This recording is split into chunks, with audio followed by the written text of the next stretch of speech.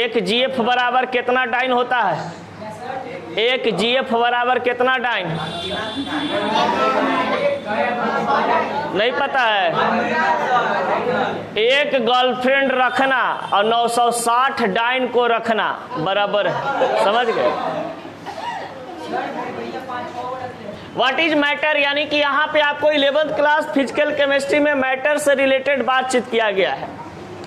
सबसे पहली बात बताया है आपके पास कि all object in the world is called matter, यानी कि संसार की सभी वस्तु जो होते हैं वो क्या कहलाता है? पदार्थ कहलाता है।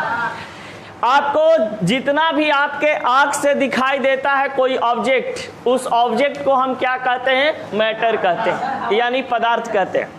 अब यहाँ पर कहा जाता है आपके पास कि matter is anything that has mass and take a space, यानी मैटर जो होते हैं ये जगह को घेरता है और इसके पास कहा जाता है कि द्रव्यमान भी होते हैं।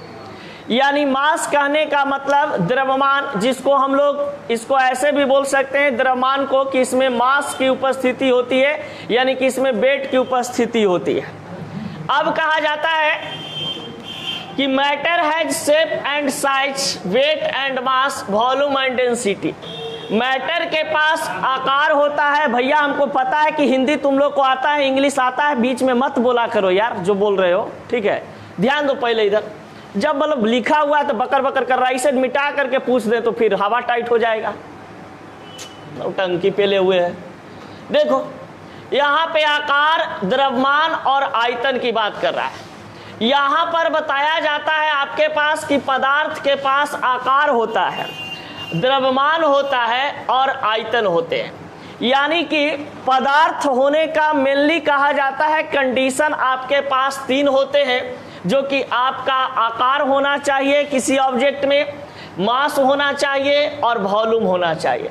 अगर किसी ऑब्जेक्ट के पास ये आकार होता है यानी शेप या साइज होते हैं, वेट या मास होता है, या तो फिर उसका वॉल्यूम होता है, तो हम कहेंगे कि भैया उसमें क्या चीज की उपस्थिति है? पदार्थ की उपस्थिति, यानी पदार्थ कहलाएगा। अब कहा जाता है यहाँ पे नेक्स्ट पॉइंट कि matter is a substance that has inertia and occupies physical space. अगर कोई ऑब्जेक्ट को आप रखे हुए हैं किसी जगह पे, आप किसी ऑब्जेक्ट को आप रखे हैं और वहां पर आप देख रहे हैं कि जगह को वो घेरे हुए हैं, यानी जगह को छेके हुए हैं, तो उस पदार्थ को यानी उस ऑब्जेक्ट को हम क्या बोल सकते हैं? पदार्थ बोल सकते हैं। जैसे देखिए, मान लिया जाए कि हमारे पास ये एक ऑब्जेक्ट है, ईंट क्या हमारे पास है? ऑब्जेक्ट है। अब इस ऑब्जेक्ट में कहा जा रहा है कि इसका शेप भी हमें पता चल रहा है कि एक क्यूबॉइड टाइप का शेप है, समझ गए ना? इसका आकार तो पता चल ही रहा है, इसका आयतन भी होगा। जब इसका क्यूबॉइड शेप है तो क्यूबॉइड का आयतन होता है। वॉल्यूम ऑफ क्यूबॉइड आप लोग जानते होंगे कि LVH होता है, तो इसका आयतन भी हम लोग निकाल लेंगे। फिर कहा जाता है कि इसके पास कुछ वेट है, यानी कुछ मास है, तो मास कहने का मतलब इसका द्रव्यमान है। तो अगर इसके पास मास हो, वेट हो, मास, वेट, वॉल्यूम और कहा जाता है कि शेप, ये सब यदि यहाँ पर दिखाई दे रहे हो तो डायरेक्टली कहेंगे कि ये एक प्रकार का क्या है? ऑब्जेक्ट है। अभी ऑब्जेक्ट ये किस प्रकार का है ये नहीं डिफाइन किया गया है, बस बताया जा रहा है कि एक प्रकार का क्या चीज है? ऑब्जेक्ट है। जैसे यहाँ पर देखिए, एक कंटेनर हमारे पास है, एक बोतल है, इस बोतल में हम पानी भरे हुए हैं लबालब, समझ गए ना? अब ये वाटर आपके पास बोतल के अंदर में वाटर रखे हुए हैं। अब यहाँ पर देखिए कि इस बोतल का कुछ तो वजन होगा, कुछ वजन है ना, यानी कि इसका एक मास यानी कि वो वेट बता रहा है, समझ गए? अब कहा जाता है कि बोतल का ये मान लो कि सिलिंड्रिकल है, बेलनाकार है, ठीक है? तो बेलनाकार ही बोतल है तो बेलन का आयतन तो तुम लोग पढ़े होंगे, तो इस बेलन का कुछ आयतन भी होगा, यानी बेलनाकार बर्तन बोतल का क्या है? आयतन निकल जाएगा। फिर कहा जाता है कि जब आप आकार देख लिए, द्रव्यमान देख लिए, आयतन देख लिए, तो आप कह सकते हैं कि इसका आकार तो भैया बोतल की तरह नजर आ ही रहा है, द्रव्यमान भी इसमें नजर आ रहा है, बोतल बेलनाकार है तो इसमें आयतन भी नजर आ रहा है, यानी ये भी एक प्रकार का क्या चीज है? पदार्थ है। अब इसको भरने दो जरा।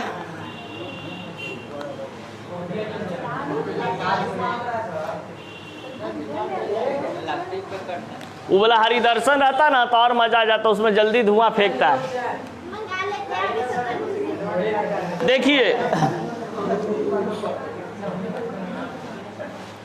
देखिए इसमें गैस भर रहा है, नहीं भर रहा है। तुम लोग का आँख खराब हो गया, जाके इलाज करवाओ, समझ गए। अब देखिए, अब यहाँ पर ही देख सकते हैं कि इसका ये गैस जो है हमारे पास, इसका कहा जाता है कि शेप इसका डिफिनिट नहीं होता है, यानी कि शेप इसके पास होता है लेकिन डिफिनिट नहीं होता है, और इसका वॉल्यूम भी डिफिनिट नहीं होता है, यानी इनडिफिनिट होते हैं। यानी कहने का मतलब है कि अगर हमारे पास कोई गैस ऐसे धरे हुए हैं, ठीक है, तो इस गैस को आप देखिएगा, इसके अंदर में हम क्या किए हैं कि एक ऐसे कुछ पदार्थ है, ये कंटेनर बोतल या क्या इसको ग्लास बोलते हैं, और एने से अगरबत्ती घुसा दिए हैं, समझ गए ना, साइड से इसमें धुआं हो रहा है। अब ये धुआं जो हो रहा है देखिएगा इसके अंदर में गैस भर रहा है। अब ये गैस भर रहा है, इसका मतलब कि इसके पास एक आकार डेवलप किया जा रहा है। किस आकार का? ग्लास का आकार का। जिस जैसा हमारा ग्लास है वैसा ही हमारा क्या हो जाएगा, इस गैस का आकार हो जाएगा।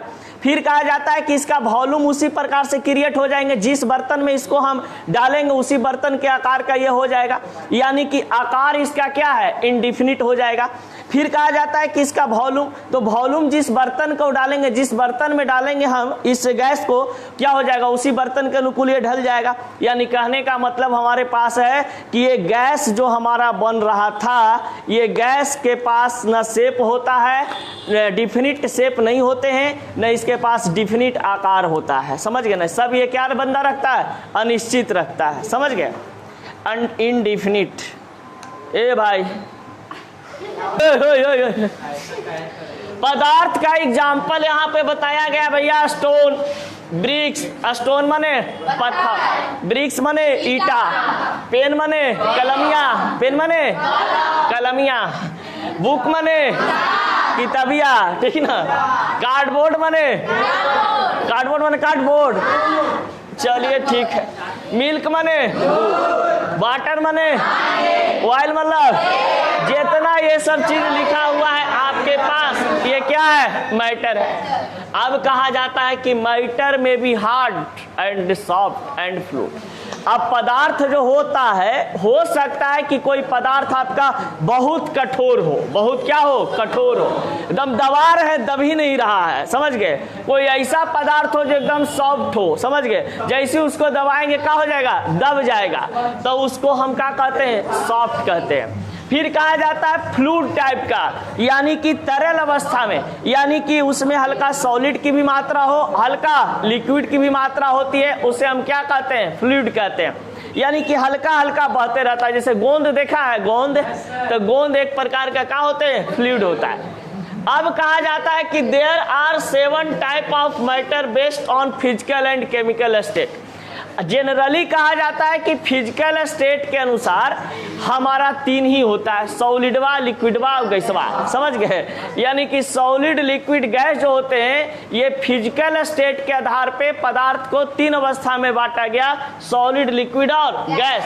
यहाँ पर बताया जाता है कि टोटल आपके पास पदार्थ का 7 अवस्था होते हैं, solid, liquid, gas, ionised plasma, quark, gluon plasma, Bose Einstein condensate, harmonic condensate. ये सभी आपके पास जो होते हैं ये टाइप्स ऑफ क्या चीज है, मैटर है। तो एकाएक ही करके सबके बारे में पढ़ेंगे, समझ गए ना, तेल लगा के। बोलिए, सॉरी, पदार्थ का एक प्रकार क्या चीज आपके पास है, ये सॉलिड, समझ गए। अब देखिए ये सॉलिड जो नजर आ रहा है, इस सॉलिड के पास सबसे पहले बताइए मास है कि नहीं है, मास है ना। तो सॉलिड के पास कहा जाता है कि डिफिनिट मास होते हैं, डिफिनिट वॉल्यूम होता है और डिफिनिट शेप होता है। अब ये तीनों चीज इसमें हम देखते हैं। देखिए सबसे पहला चीज कि एक पदार्थ हमारे पास है, सॉलिड होने का कंडीशन 3 चीज होना चाहिए कि आपके पास शेप है जो आपका डिफिनिट, इसका वजन यानी कि मास डिफिनिट, और इसका आकार भी क्या चीज, डिफिनिट, वॉल्यूम भी क्या चीज, डिफिनिट। अब देखिए इसका सबसे पहले वजन यानी कि तौल लेते हैं इसको, 5 किलो या 10 किलो वजन आया, समझ गए।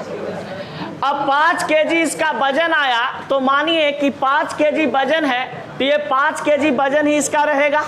इसको जब तक हम एक्स्ट्रा फोर्स नहीं लगाएंगे तब तक इसका वजन में हम घटाव बढ़ाव कर सकते हैं नहीं। तो सॉलिड का एक प्रॉपर्टी होता है कि जब तक जो पदार्थ सॉलिड है जब तक उस पर बाहरी फोर्स नहीं लगाएंगे तब तक कोई उसमें आपका इंप्रूव होने वाला नहीं है। अब बताइए इसका मास तो भैया डिफिनिट हो गया 5 केजी। अब कहा जा रहा है शेप, तो शेप देखिए एक नजर कैसा रहा है, क्यूबाइड टाइप का। तो क्यूबाइड टाइप का यानी घनावकार ये आपको नजर आ रहा है तो पता चल गया कि इसका जो हमारे पास शेप है ये भी क्या हो गया, डिफिनिट। अब इसका वॉल्यूम अगर निकालोगे क्यूबाइड का LBH तो मान लिया जाए लेंथ, ब्रेथ और ये आपके पास क्या चीज, हाइट। तो लेंथ, ब्रेथ और हाइट, यहाँ पे लेंथ लंबाई, ये ब्रेथ और ये वाला हाइट। तो ये आपके पास ऐसे जो दिया हुआ है आप कह सकते हैं कि तीनों दिया हुआ है तो हम क्या निकालेंगे, आयतन निकाल लेंगे। अब आयतन निकाल लेंगे तो आराम से कहिएगा ना कि भैया आयतन भी इसका एक कांस्टेंट आया है। आयतन क्या आया है, कांस्टेंट आया। यानी ईटा एक ऐसा ठोस पदार्थ है जिसका आकार डिफिनिट होता है, वॉल्यूम डिफिनिट होता है, मास भी क्या होते हैं, डिफिनिट होता है। इसका सब चीज डिफिनिट होता है, समझ गए। अब आते हैं हम लोग लिक्विड पर। देखिए अब यहां पर कहा जाता है आपके पास कि ये पानी इसमें भरे हुए है ना, विश्वास नहीं है तो पी के दिखा देते हैं तनिसो। देखिए ये हमारा क्या चीज है, पानी है ना जी। अभी पानी कौची में भरे हुए हैं, कंटेनर में। तब पानी का आकार किस रूप में आ चुका है, बोतल के आकार में। अब सपोज डैट मान लो कि इस पानी को हम ऐसे हटा करके क्या करें कि ये पूरा का पूरा लमहर गिलास रहता है, इतने समझ गया, इतने लमहर गिलास रहता, इसमें पूरा डाल देते। ओम नमः शिवाय, ओम नमः शिवाय। देखिए अब बताइए कि गिलास में जब पानी हम डाले तो पनिया के आकार चेंज हो गया कि नहीं चेंज हो गया, हो गया ना। इसका मतलब पानी का आकार जो होता है डिफिनिट है कि इनडिफिनिट है, जैसा में डाल रहे हैं वैसा ही परिवर्तन हो जा रहा है। लेकिन एक चीज बताइए कि पानी इसमें डाल दिए तब पनिया के वजन है जो कम गया, नहीं, इसमें भी डालेंगे तो उतना ही रहेगा और गिलास में भी डालेंगे तो उतना ही रहेगा। यानी कि पानी का द्रव्यमान या तो फिर बोल सकते हैं वॉल्यूम कभी बदलता नहीं है। यानी कि आपका जो मास है या तो फिर वॉल्यूम बोल सकते हैं ये डिफिनिट होता है, लेकिन इसका आकार क्या होते हैं, अनिश्चित। एक चीज देखिए और बताते हैं, लाइए बोला थिया। ये जैसे मान लो कि ये पन्नी है तो अभी पन्नी के आकार में इस पानी को डालेंगे, सब पनिया बर्बाद थे, घरे ले जाके बियाह करावे लगी है। खाली फूटल नहीं रहना चाहिए। देखिए अच्छा मान लो चूरा है, चूने दो। अब देखिए यहाँ पर ही पॉलिथीन है जी, अब पॉलिथीन का आकार कुछ झाला मत कर बाबू, समझ गया, नहीं तो समझ ही सकता है। हाँ अरे समझ। अच्छा पानी क्यों गिरा इसके अंदर, जखनी से नहीं गिर रहा था, ज्यादा हो गया। अरे गधा इसमें प्रेशर लगा, समझ गए, प्रेशर के कारण जो तन्नी सु जगह था छेदा जो तनी गो, समझ गया, उसमें से निकलना पानी का कर गया, शुरू कर गया। तो प्रेशर के कारण भी पानी बहता है, समझ गए। अब देखिए पानी बोतलवा वाला पूरा डाल दिए थे ना जी, तो बोतल के आयतन सिलेंड्रिकल था भैया, था ना सिलेंड्रिकल। अब बताइए इसका हो गया पॉलिथीन के आयतन वाला, समझ गए ना। यानी जैसा इसका आकार बन रहा है इसका आयतन बन गया। यानी कहने का मतलब है साफ साफ कि पानी का आकार क्या होते हैं, इनडिफिनिट होता है, जैसा में डालोगे वैसा ही हो जाएगा, समझ गए। चलिए अब देखते हैं आगे, कोई दिक्कत नहीं। अब कहा जाता है गैस, गैस मैंने समझता है ना, हवा। अब बताइए एलपीजी गैस, मान लो कि आपके पास हो, अब तो बड़का सिलेंडर उठा के नहीं ला सकते हैं, जा पड़ी। अब गैस आपके पास हो तो बताइए गैस का ना शेप डिफिनिट होता है और ना उसका कहा जाता है क्या चीज कि आपके पास शेप और ना उसका वॉल्यूम भी क्या होते हैं उसका डिफिनिट नहीं होता है। यानी कि ना तो वॉल्यूम डिफिनिट होता है और ना ही शेप डिफिनिट होता है। किसका? गैस का।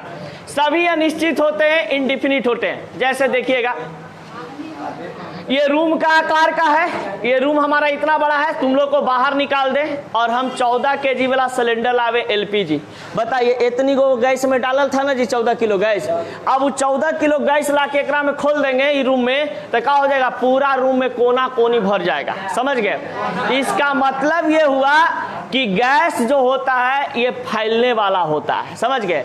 इसका जो शेप है ये तुरंत बदल जाता है, यानी इनडिफिनिट होते हैं, और इसका वॉल्यूम भी इनडिफिनिट हो जाएगा। पहले सिलेंडर में रखे हुए थे तो सिलेंडर के आयतन के बराबर था, अब इस रूम के बराबर, रूम के आयतन के बराबर वो गैस फैल जाएगा। यानी कि आप कह सकते हैं कि सॉलिड, लिक्विड और गैस में आपका सॉलिड और लिक्विड का शेप जो होता है वो आपका वॉल्यूम जो होते हैं ये डिफिनिट होता है, लेकिन शेप क्या होता है लिक्विड में इनडिफिनिट होता है और गैस में फिर क्या हो जाता है, इनडिफिनिट हो जाता है। चलिए सॉलिड लिख करके डैश मारिए, अब सिखाते हैं। आपको सबसे पहले बता दें भैया कि सॉलिड जो होता है ये पदार्थ का एक प्रकार होता है। समझ गए ना? यानी पदार्थ का एक अवस्था का नाम है क्या चीज? सॉलिड। सॉलिड को हिंदी में क्या बोलते हैं? ठोस। अब कहा जाता है कि जितने भी ठोस पदार्थ होते हैं ये कहा जाता है कि रिजिड होता है, यानी हार्ड होता है, कठोर होता है। समझ गए? तो कहा जाता है कि ठोस कठोर क्यों होते हैं? तो ठोस कठोर इसलिए होता है क्योंकि ठोस के अंदर में जो उपस्थित कंस्टिट्यूएंट पार्टिकल होते हैं एक दूसरे से फोर्स ऑफ अट्रैक्शन ज्यादा लगाता है। यानी कि फोर्स ऑफ अट्रैक्शन सभी कंस्टिट्यूएंट पार्टिकल के बीच में क्या होता है, अधिक होता है। इसलिए कहते हैं कि इसमें स्ट्रॉन्ग बॉन्ड बनता है और स्ट्रॉन्ग बॉन्ड बनने के कारण ये कहा जाता है क्या चीज होते हैं, कठोर होते हैं। अब यहां पर देखिए solid is the state of matter such as there shape and volume and mass are stable definite. देखिए सॉलिड एक प्रकार का वैसा पदार्थ है जिसका शेप और वॉल्यूम और कहा गया है कि मास ये स्टेबल डिफिनिट होते हैं, यानी एकदम स्थिर निश्चित होता है। इसमें कुछ हम बदलाव नहीं कर सकते हैं जब तक कि कोई बाहरी बल लगाया ना जाए। तो जब बाहरी बल लगाया ना जाए तब तक इसका डिफिनिट होता है आपका मास, इसका वॉल्यूम और इसका शेप। फिर कहा जाता है कि वैसा पदार्थ जिसका आकार, आयतन और द्रव्यमान निश्चित होता है उसे हम क्या कहते हैं, ठोस। जैसे कि ब्रिक्स मतलब कि ईटा हो गया, ये लकड़ी का टुकड़ा हो गया, डायमंड हो गया, ये पत्थर का टुकड़ा हो गया, किताब हो गए, ये सभी जो चीज है आपका एक प्रकार का क्या चीज है, सॉलिड है। अब सॉलिड की बात करते हैं तो सॉलिड के पास, सॉलिड एक प्रकार का क्या चीज है, मैटर है। तो मैटर होने का कंडीशन कितना होना चाहिए, 3, कि मैटर होने का कंडीशन 3 की शेप हो, वॉल्यूम हो और मास हो। लेकिन अगर मास, वॉल्यूम और शेप की बात करते हैं, ये 3 चीज होता है किसी वस्तु में तो उसको हम क्या बोल देते हैं, मैटर। तो मैटर में अब देखा जाता है कि अगर वैसा पदार्थ जिसका शेप डिफिनिट हो यानी अनिश्चित, जिसका शेप एक बार दे दिया गया तो दे दिया गया, उसको फिर हम बदल नहीं सकते हैं बिना बाहरी बल लगाए हुए, तो वो डिफिनिट कहलाता है, स्टेबल डिफिनिट कहलाते हैं। वॉल्यूम जिसका आकार दे दिया गया और उस आकार का आप आयतन निकाल चुके हैं कि 20 सेंटीमीटर क्यूब इसका वॉल्यूम आ रहा है, तो 20 सेंटीमीटर क्यूब ही उसका आयतन रहेगा, उसमें कुछ बदलाव होने वाला नहीं है। फिर कहा जाता है मास। पता चला कि कोई ऑब्जेक्ट आपके पास 5 kg का है और वो ऑब्जेक्ट आपका 5 kg का ही रह जाए तो समझ जाएंगे कि भैया इट इज कॉल्ड मैटर। किस प्रकार का? Solid matter. किस प्रकार का मैटर? सॉलिड मैटर, यानी कि ठोस पदार्थ आपका होता है। अगला क्लास हम लोग बात करेंगे ठोस से प्रॉपर्टी, यानी कि ठोस का प्रॉपर्टी क्या होता है।